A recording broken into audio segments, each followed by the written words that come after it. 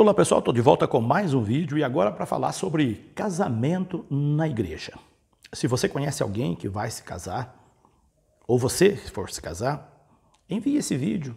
Talvez ele possa esclarecer bastante dúvidas que as pessoas vão lá no expediente paroquial para se informar. Você já sabendo antes, isso vai te ajudar bastante. Então, fica aqui algumas dicas. Só que antes de eu falar sobre algumas orientações para o casamento na igreja, eu queria pedir que se você ainda não se inscreveu no meu canal, se inscreva, deixa aí o seu like, compartilhe esse vídeo, faça seus comentários e também dê sugestões de outros temas que você gostaria de ver tratado neste canal.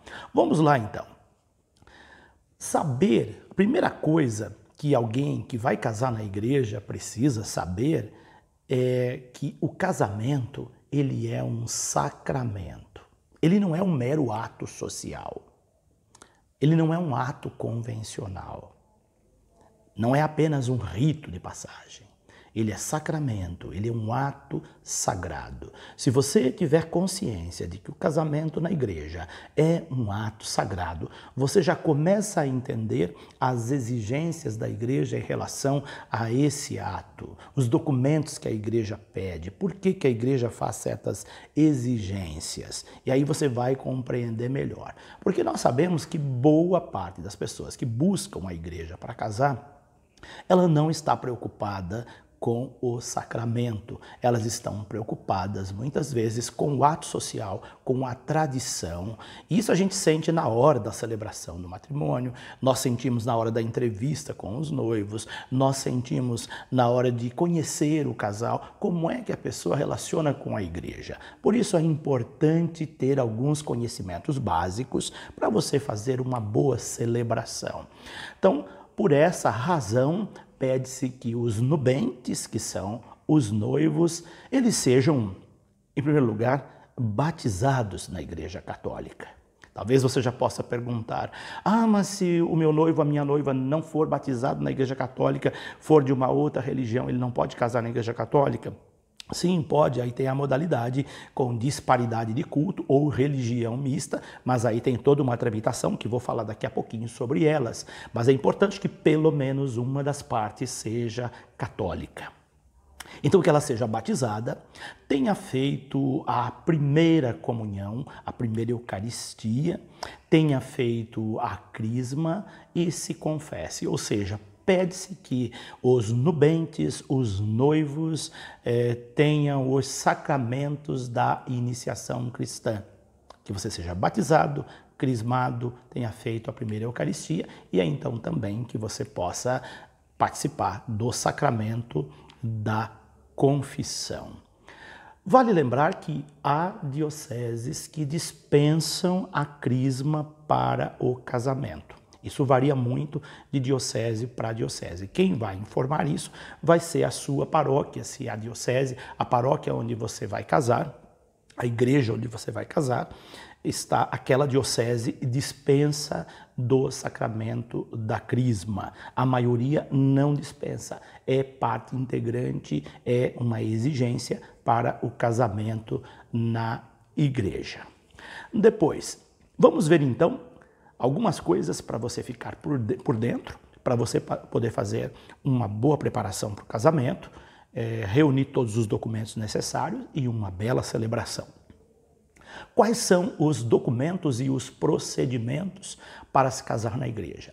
Primeira coisa, você vai procurar a paróquia que você pertence. Ali na paróquia que você pertence, um dos noivos, os dois ou um dos nubentes pertence, ali você vai fazer o chamado processo de habilitação matrimonial, os proclamas, que é feito com pelo menos um mês de antecedência do casamento. Então, se você pretende casar, vá com bastante antecedência à igreja. Primeiro que você precisa reservar a data com antecedência, senão você não consegue uma data. Há igrejas que são disputadíssimas para casamento, que exigem 2 anos de antecedência para marcar o casamento. Mas então é importante que você saiba disso. Você pretende se casar na igreja? Vá se informar com quanto tempo você deve reservar a data do casamento, para você deixar já marcado na agenda aquela data. Há igrejas que costumam cobrar uma pequena taxa para essa reserva. Então, também vá ciente disso, porque você está ocupando a data que uma outra pessoa poderia casar. Então, por isso, pede-se uma contribuição para a reserva daquela data, variando de paróquia para paróquia. Tenha isso também em consciência. E outras paróquias que não, depende do número de casamento que tem aquela paróquia, aquela igreja onde você vai, onde você se pretende se casar. Então você vai com um tempo de antecedência para reservar a data. Depois, com pelo menos 2 meses de antecedência, você vai dar entrada no processo de habilitação matrimonial, porque dentro desse processo você tem os proclamas que precisam ficar expostos na igreja pelo menos 3 ou 4 finais de semana publicamente antes do casamento. Então, por isso, é preciso fazer isso com antecedência. Por que, então, que é preciso ter esse tempo de antecedência? Vamos falar do processo de habilitação matrimonial, que está lá no cânone 1066, a nota de rodapé do cânone 1066 do Código de Direito Canônico. Antes da celebração do matrimônio, deve constar que nada impede a sua validade e lícita celebração. Quando vocês veem um casamento em novela, não tem aquela parte em que o que está fazendo o papel do padre, e ele pergunta lá no meio da cerimônia: tem alguém contra esse casamento? Se tiver, fale agora ou cale-se para sempre. Antigamente existia essa pergunta no meio do casamento. E aí poderia então alguém se levantar lá e dizer: tem alguma coisa contra? E o casamento pararia ali, criando um vexame, uma humilhação pública para o casal, para as pessoas. Hoje não tem mais isso, essa pergunta não existe, só existe nas novelas. No casamento real, essa pergunta não existe. Por isso que existe o proclama de casamento, que fica lá no mural da igreja por 3 ou 4 finais de semana. Porque se alguém quiser denunciar a pessoa que vai casar, ela tem tempo hábil para isso. Ela faz a denúncia, oficializa a denúncia, dizer, por exemplo, essa pessoa já foi casada na igreja, etc. Tem impedimentos aí para o processo e a pessoa não casa. Então, é obrigatório que esses anúncios de casamento sejam colocados publicamente. Então, uma das formas é colocá-lo no mural da igreja, onde todas as pessoas possam vê-lo. Pode ser colocado numa página da internet, pode ser publicado no jornal, como faz o próprio civil, ele publica no jornal o casamento, porque se tiver alguma pessoa contra, ela vai denunciar a tempo, e na hora não há mais tempo de denunciar. Então, por isso, esses 3 ou 4 finais de semana que precisa para fazer a habilitação matrimonial. Então, para que serve o processo de habilitação matrimonial? As pessoas talvez vão dizer: é uma burocracia que a igreja pede. Não é apenas uma burocracia. Claro que tem aquela parte um tanto quanto burocrática, mas não é apenas por burocracia. A fim de comprovar que nada se opõe ao matrimônio, instrui-se o processo de habilitação matrimonial, reza o Código de Direito Canônico. Ele tem uma tríplice finalidade.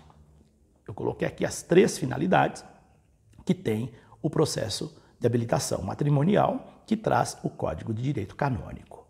Letra A: recolher os dados pessoais dos nubentes e averiguar claramente a ausência de impedimentos. Então, quando você chegar na paróquia para dar entrada no processo de habilitação matrimonial, eles vão te pedir documentos pessoais, documentos comprobatórios, que eu vou passar daqui a pouquinho quais são esses documentos, como, por exemplo, certidão de batismo, comprovante de preparação do curso de noivos, cópia do seu RG, enfim, todos esses documentos que daqui a pouquinho eu passo a lista completa, você anota aí para você levar todos esses documentos.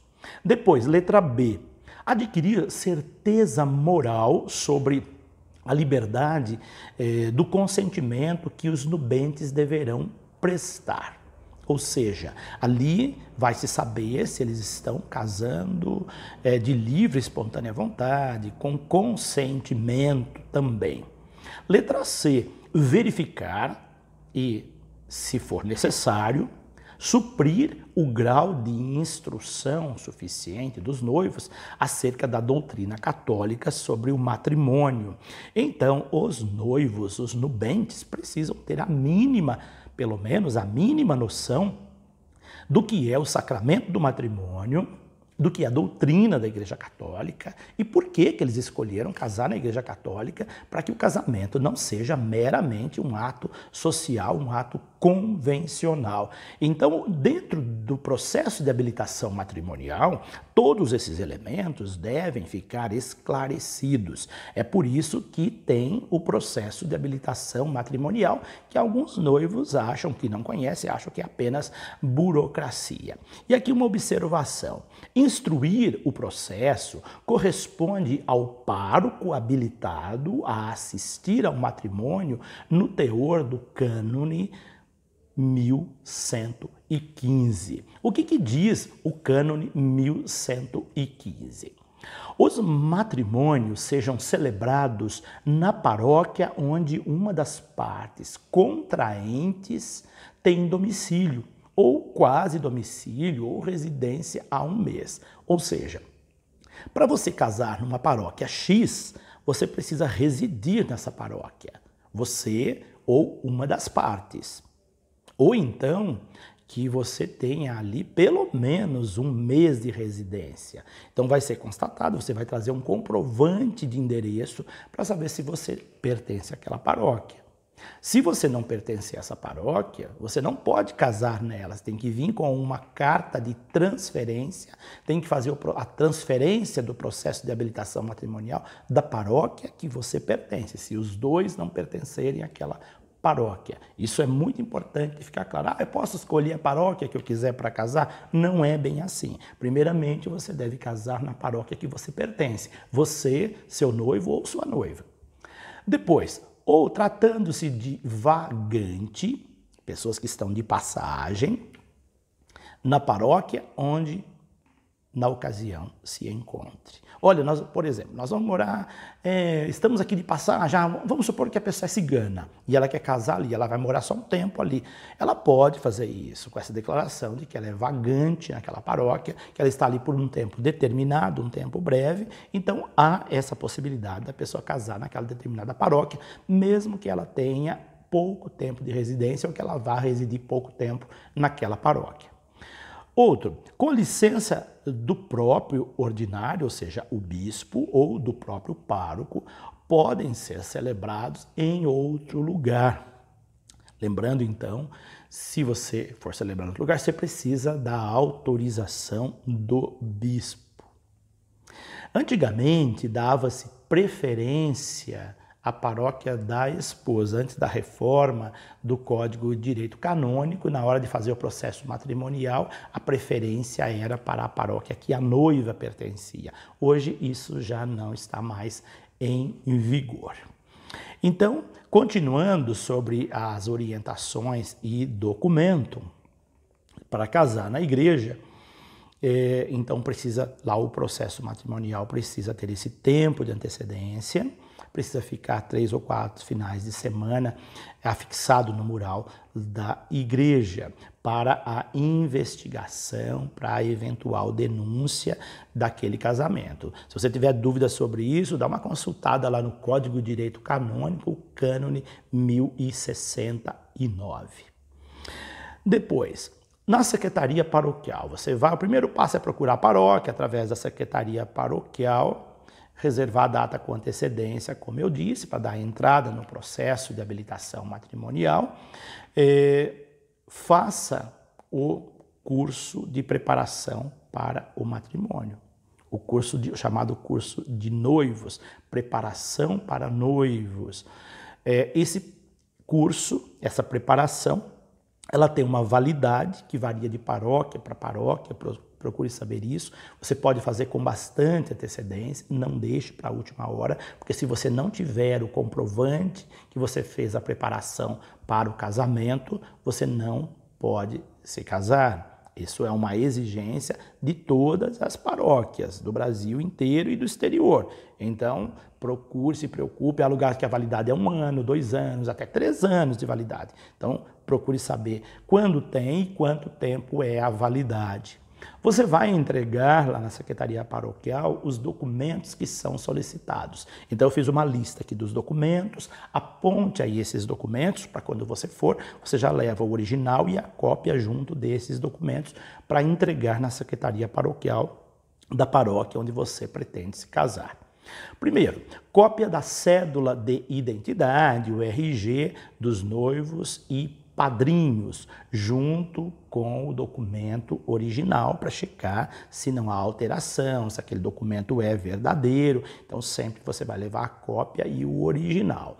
Certidão de batismo dos noivos, certidão de óbito, caso um dos cônjuges ou ambos forem viúvos. Então, se você é uma pessoa viúva, você deve levar a cópia original da certidão de óbito, como também deve ser o original da certidão de batismo. A certidão de batismo não lhe é entregue de volta mais, ela fica arquivada junto com o seu processo matrimonial.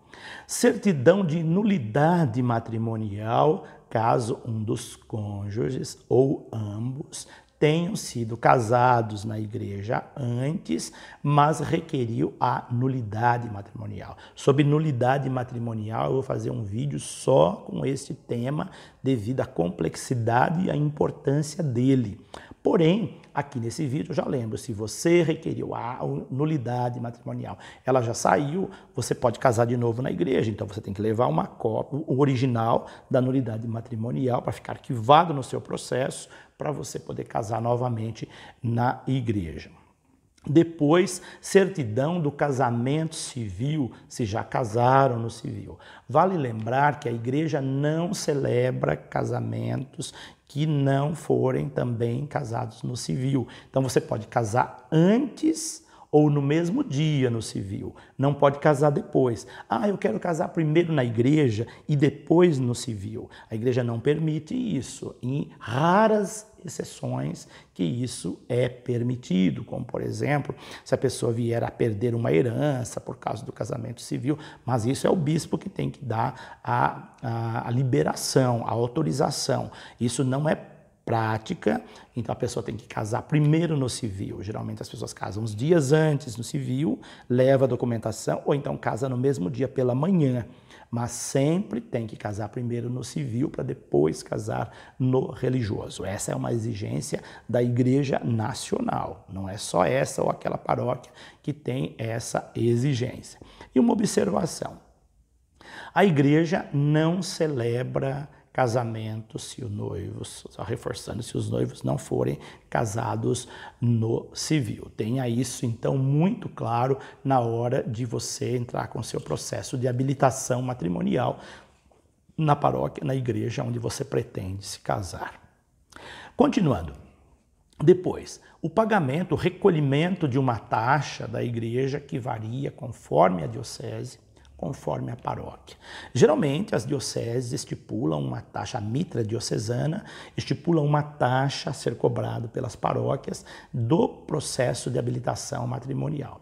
Isso varia muito, então você pode encontrar até dentro de uma mesma diocese valores distintos, o que não deveria acontecer, porque a orientação da mitra diocesana, da diocese, é única e todas as paróquias daquela diocese deveriam ter o mesmo valor da taxa do processo de habilitação matrimonial. Ocorre que algumas paróquias acrescentam a isso alguns outros elementos encarecendo o processo. Mas isso não é prática, pergunte sobre isso também. Outra coisa, se você for casar numa igreja muito badalada, tem igrejas que são verdadeiras agências de casamento, coloco isso entre aspas, porque são muito procuradas por pessoas importantes, por artistas, por pessoas de visibilidade na mídia. Se você quer casar numa igreja dessa, se prepare. Prepare o seu bolso, prepare o tempo que você vai precisar para reservar uma data. Há igrejas que cobram horrores por causa dessa visibilidade. Isso não deveria acontecer, mas infelizmente existe, tá? Então fique muito claro disso na hora de você escolher também a igreja que você pretende se casar. Geralmente, se aquela igreja não é a sua paróquia, você está casando muitas vezes ali porque você quer um ato social. Então você já não entendeu o que é o sacramento do matrimônio. Por isso, então, tenha muito cuidado, escolha a igreja que você pertença, o seu noivo ou a sua noiva, e não uma igreja porque ela é badalada, porque lá casam pessoas importantes. Isso aí é secundário e mostra um desconhecimento do valor sagrado e do sacramento do matrimônio. Ou seja, a pessoa está banalizando um sacramento. E isso cá entre nós é muito desagradável. Depois, leva também o comprovante, que você fez a preparação para o casamento, ou seja, o certificado do curso de noivos. A autorização do pároco, caso o padre seja de outra paróquia. De repente você vai casar numa igreja tal que você pertence, mas você tem um padre amigo e você gostaria de convidar aquele padre amigo para celebrar o casamento naquela paróquia que você, ou seu noivo, ou sua noiva pertence. Isso é possível, mas existe uma tramitação prévia para isso também, ou seja, o padre que vem de fora, de uma outra paróquia, ele precisa ser autorizado pelo pároco da paróquia aonde o casamento será celebrado. Por isso, lá dentro do processo de habilitação tem um espaço aonde vai ser preenchido na secretaria paroquial com o nome e os dados do padre que virá celebrar e um espaço para o pároco autorizá-lo. Algumas paróquias pedem uma carta de apresentação do padre para vir celebrar o casamento. Tome muito cuidado, porque como em todos os outros lugares, no âmbito da igreja existem falsos padres. Cuidado! Às vezes um padre que aceitou fazer um casamento seu num clube, numa chácara, num lugar fora da igreja, porque a igreja não permite isso, cuidado, pode ser um falso padre, alguém que se veste de padre, que está usando o nome de padre, mas que não é padre. O seu casamento não tem validade alguma na igreja se ocorrer isso com você. Então tome muito cuidado, se o padre não for seu amigo, um padre que você viu ele aleatoriamente fazendo propaganda, ele pode não ser padre. Então tome muito cuidado, porque existem charlatões também no âmbito da igreja. Fique atento para você não cair num golpe. Depois, além da autorização, o comprovante de residência dos noivos, para saber se você pertence àquela paróquia. Você vai levar uma conta de água, uma conta de luz, de telefone, que esteja no seu nome, para comprovar que você reside naquela paróquia. Depois, documentos de 2 testemunhas que não podem ser os pais e devem ter maior de 18 anos, estar conforme a orientação da igreja. A igreja pede 2 testemunhas. A gente que gosta de colocar uma infinidade de padrinhos. Há paróquias que delimitam o número de padrinhos, porque na verdade quem vai assinar, quem deve assinar como testemunha no processo de habilitação matrimonial são apenas 2 testemunhas. Às vezes não tem nem espaço no processo para muita gente assinar. Os outros padrinhos ou testemunha, na verdade o nome correto é testemunha, não padrinhos, mas o senso comum chama de padrinhos, então eu vou dizer aqui muitas vezes padrinhos, eles são figurativos. Há casamentos que convidam 18, 20 padrinhos, isso além de ser muito brega, não tem sentido. Para quê? Você quer fazer uma exposição das pessoas? Às vezes as pessoas escolhem muito padrinhos para ganhar mais presente. Que feio, que pobre isso. 2 testemunhas que a igreja pede, apenas. Aquelas 2 que vão assinar ali. Não precisa ter aquela fila numerosa de padrinhos. Isso é desnecessário. A igreja não faz essa exigência.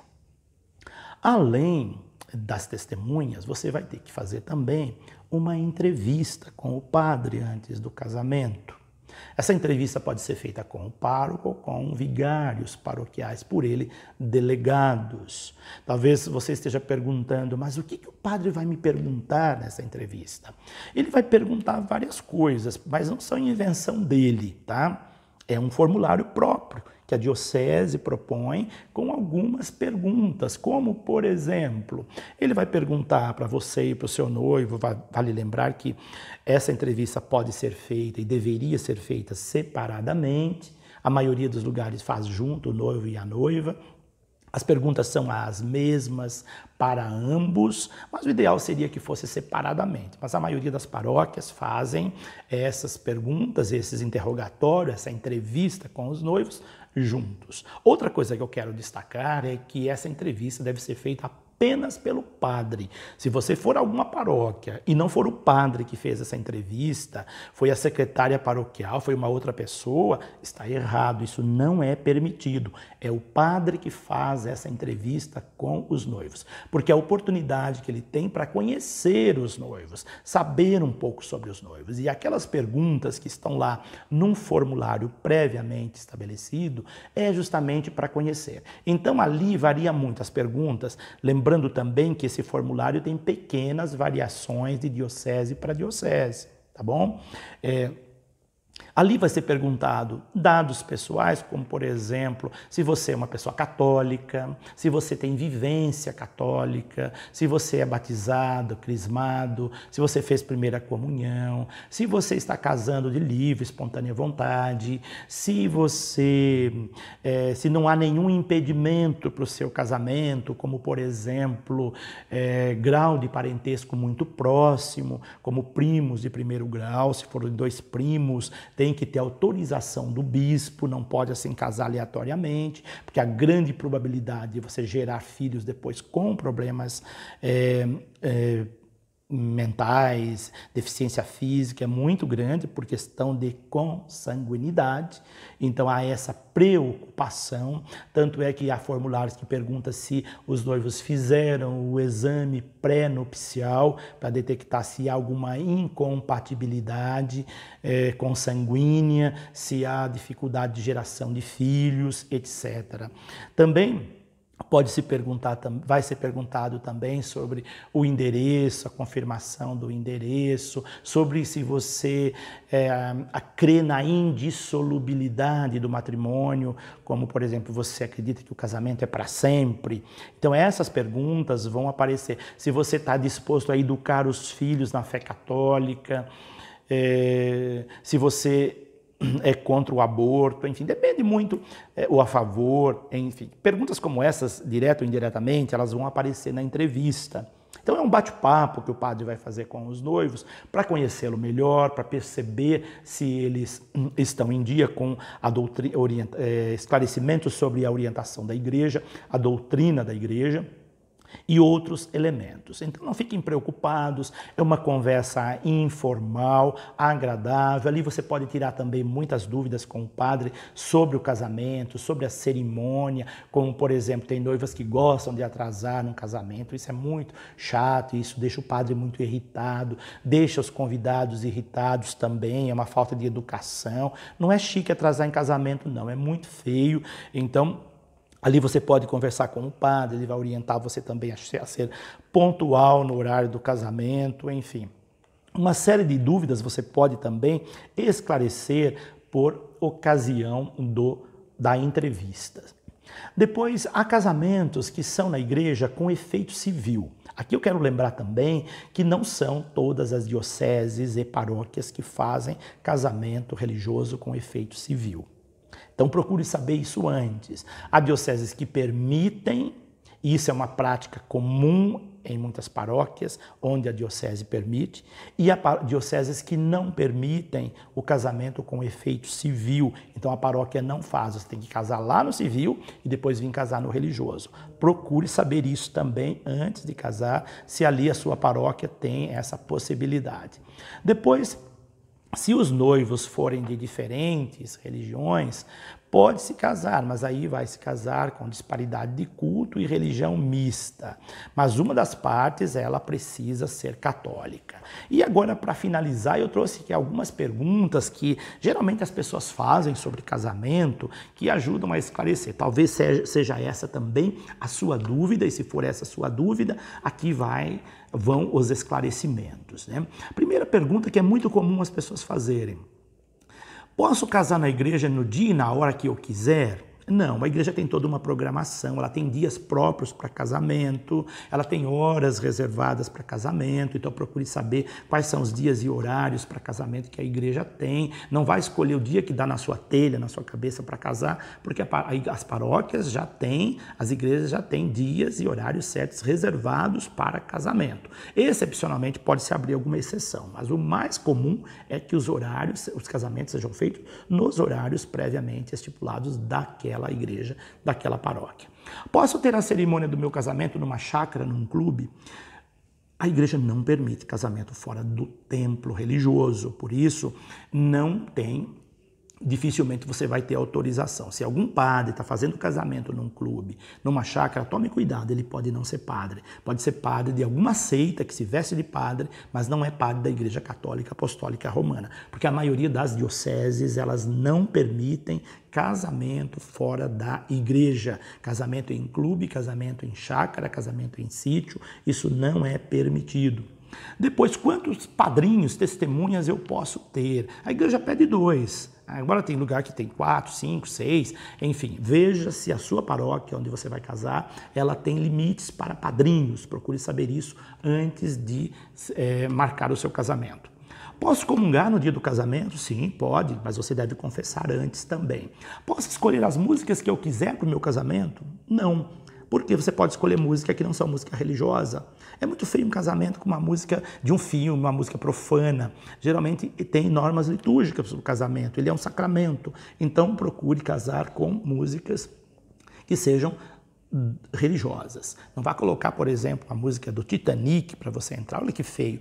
Isso está dizendo, o meu casamento vai afundar rapidamente. A música é linda, mas não tem sentido religioso. Então, por isso, tome muito cuidado na hora de escolher as músicas para o seu casamento. Essa música marcou a minha vida, mas deixa para tocar lá no salão, em outro lugar, na igreja, escolha música religiosa.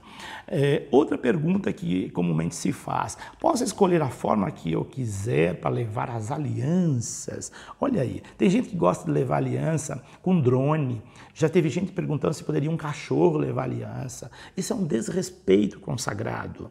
Você pode levar aliança com uma dama, com uma criança, com outra pessoa, mas evite essas coisas cômicas, essas coisas de circo. O casamento não é circo. Então, por isso, tome muito cuidado, tenha preocupação com o sagrado. Depois, é obrigado a casar vestido de branco. A igreja não faz nenhuma exigência com relação a isso. É uma escolha, é tradição que a noiva case de branco, mas você pode casar com uma outra cor que você quiser. A igreja não faz interferência na cor da roupa que você escolheu para casar. Se eu não tiver a crisma, não posso casar na igreja? Eu respondi isso anteriormente, mas eu vou dizer, procure saber se lá na sua diocese, a paróquia da onde você reside ou vai casar, ela exige que tenha o crisma. Como eu disse antes, há dioceses que exigem, há dioceses que não exigem. Se for o caso de diocese que exige, você precisa ter a crisma para casar. Então, procure fazer a crisma antes. Posso casar numa igreja, paróquia, onde nenhum dos cônjuges reside? Como eu disse antes, não. Excepcionalmente, com autorização, se caso houver essa possibilidade, mas geralmente não. Posso escolher as leituras para a cerimônia do meu casamento? Existem leituras próprias para casamento que estão lá no rito do matrimônio. Se for aquelas dentro do rito do matrimônio, não há problema nenhum. Agora, se você escolher uma que não está no rito do matrimônio, que não fale de sacramento, que não fale de casamento, não tem sentido, então não pode. Mas é importante, deixa que o padre escolha, porque é ele que vai refletir a leitura, ele que vai fazer a homilia, a reflexão da palavra. Talvez você escolha uma leitura e ele queira fazer uma outra reflexão. Então, não se preocupe tanto com as leituras. A equipe de celebração, o próprio padre vai escolher no dia a leitura. Mas se você quiser escolher também, dentro daquela que está no rito do sacramento do matrimônio, você pode escolher. A igreja aceita os trabalhos das cerimonialistas.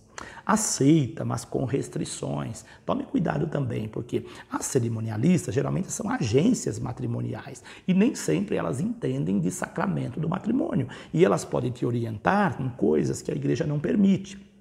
Então tome muito cuidado com as cerimonialistas do seu casamento, porque elas podem não ter a mesma afinidade com a igreja e dizer para você que certas coisas podem e que não podem. Então tome muito cuidado, converse abertamente com as cerimonialistas. As paróquias geralmente elas têm as equipes da pastoral pré-matrimonial, pastoral familiar, que dão esse suporte, essa orientação. Não precisa de uma cerimonialista, tá? Mas se você tem uma cerimonialista que vai ver detalhes para você, tenha sempre esse cuidado, que ela pode também dizer que pode certas coisas e essas coisas não podem.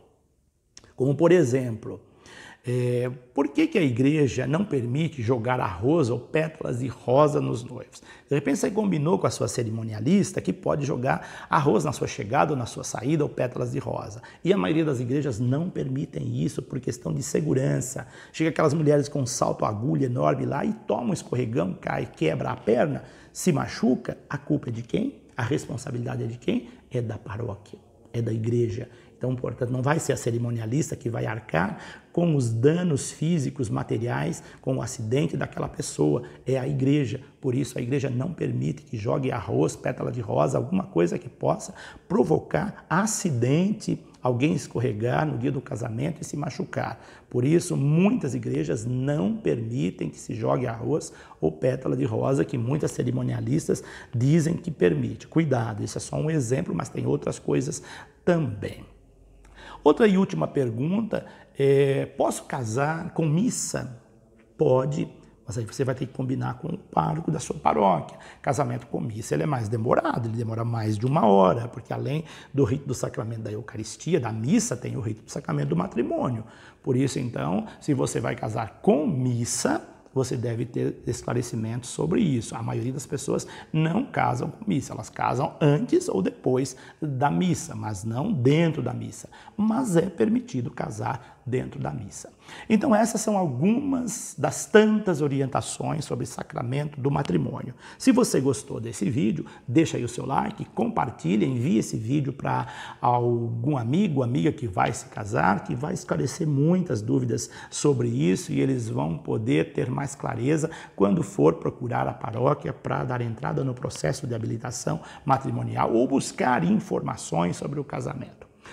Um grande abraço, até o nosso próximo vídeo e que Deus os abençoe.